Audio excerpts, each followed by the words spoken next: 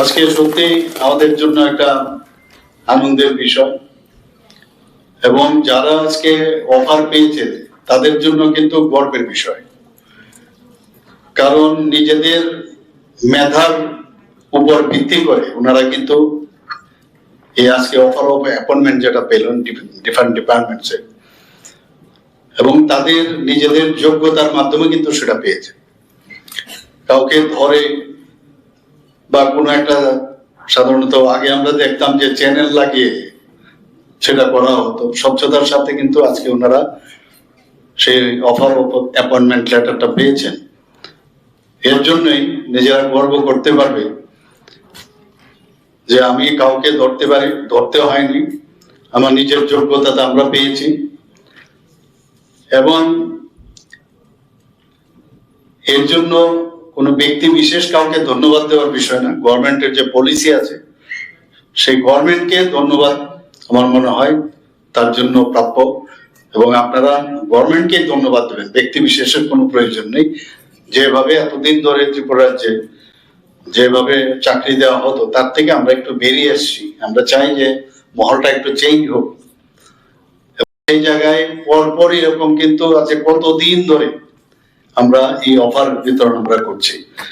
এই অফার নিয়ে অনেকে অনেক কথা বলে যে অফার, এটা নিয়ে অনেকের গাত্রদাহ হয় যে এইভাবে মুখ্যমন্ত্রীর হাতে বা ডিপার্টমেন্টের মিনিস্টারের হাত ধরে এইভাবে অফার কেন দেওয়া হয়। এর আগেও আমরা বারবার বলছি, এই কারণে আমরা দিচ্ছি যে আমাদের মধ্যে সেই স্বচ্ছতা আছে, এবং সেই স্বচ্ছতার কারণে আমরা অফার বিতরণের মাধ্যমে আমাদের কোন রকম চিন্তার যে কপালে ভাঁজ পড়া।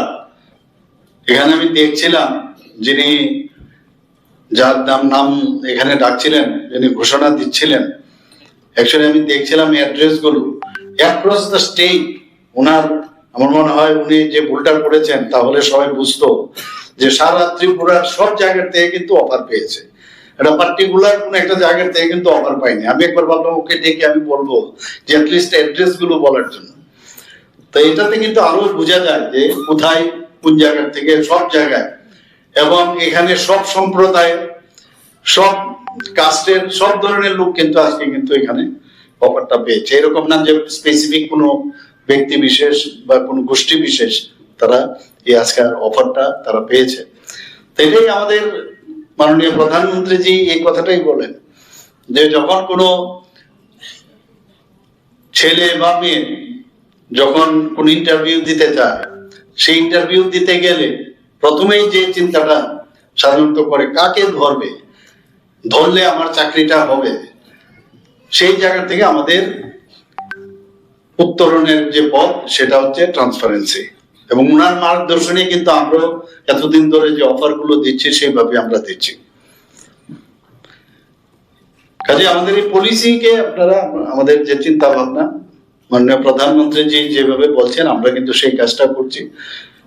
এবং এখানে অন্য কিছু করার কোনো সুবিধা নেই, চেষ্টা করছি আমরা এইভাবে চাকরিটা দেওয়ার।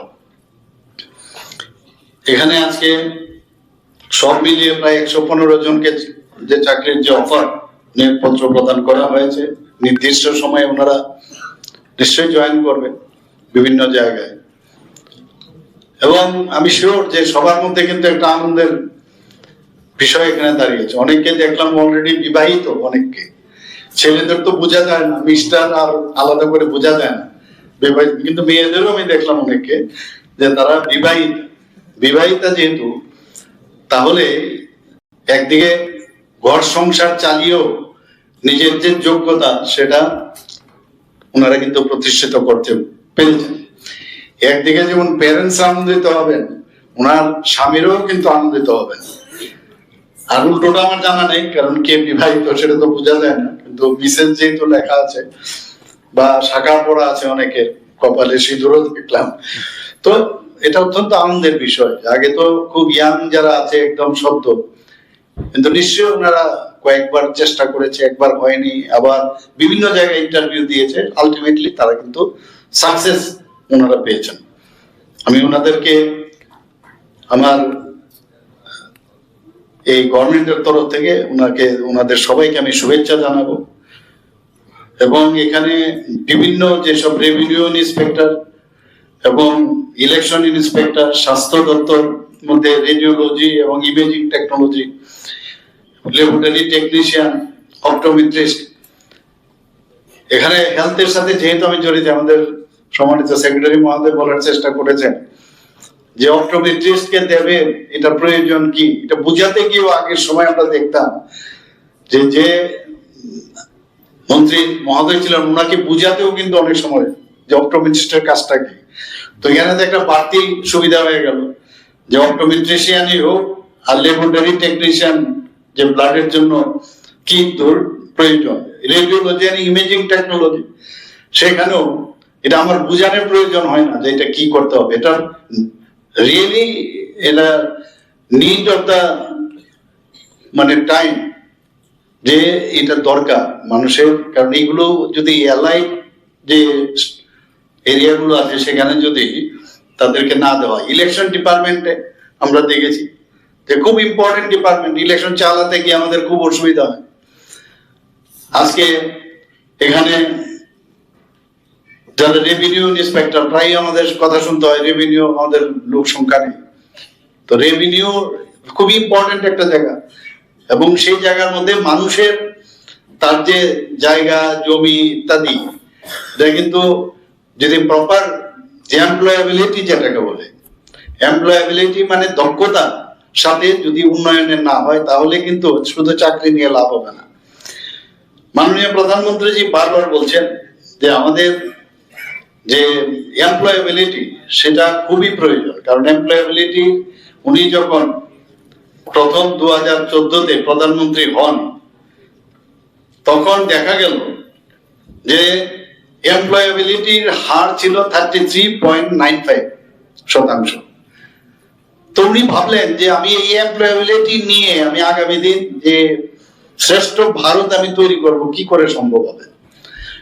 তো সেই জায়গায় যে তার যে স্কিল ডেভেলপমেন্টের যে বিষয়, তার জন্য বিভিন্ন চিন্তা ভাবনা উনি করেছেন। প্রধানমন্ত্রী কৌশল বিকাশ যোজনা এবং ডিজিটাল ইন্ডিয়া, স্কিল ইন্ডিয়া, এগুলোর বিষয়ে বললেন যে তাতে করে একটা ফোর্স, আমি এখন যুদ্ধতে গেলাম, আমি যুদ্ধতে যদি স্কিলড পার্সোনাল না থাকে তাহলে আমি যুদ্ধ কি করে জিতবো। এটাও ওয়ান কাইন্ড অফ যুদ্ধ, আমার সামাজিক পরিবর্তন